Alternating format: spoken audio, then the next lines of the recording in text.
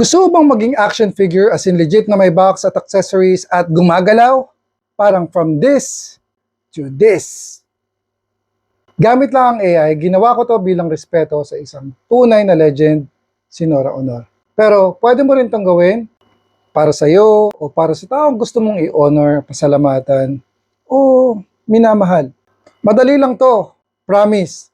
At best of all, wala kang kailangang bayaran. It's all free. Tara, samahan mo ako. Let's go! Una, i-open mo lang yung ChatGPT. Kung wala ka pa, i-download mo lang sa App Store or sa Play Store.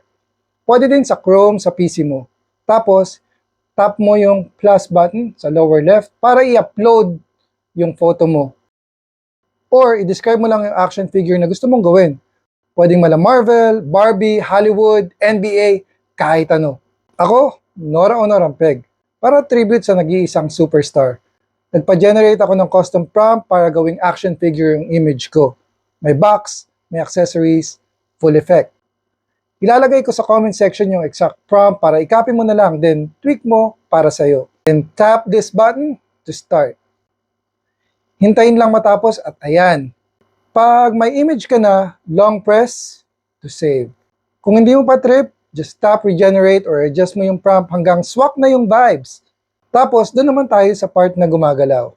I-open ang Kling AI or i-type ang app.klingai.com and then experience.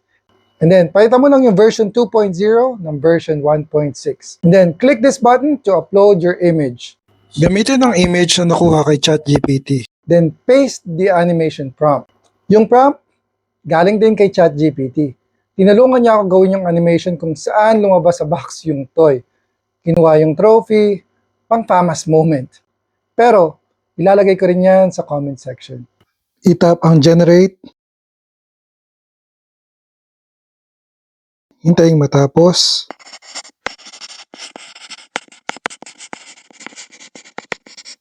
I-save. And you're done. Gusto mo rin bang gumawa ng sarili mong version o gusto mong gawang kita? Mag-comment ka lang ng Toy Me sa baba. Tutulungan kita. Follow for more!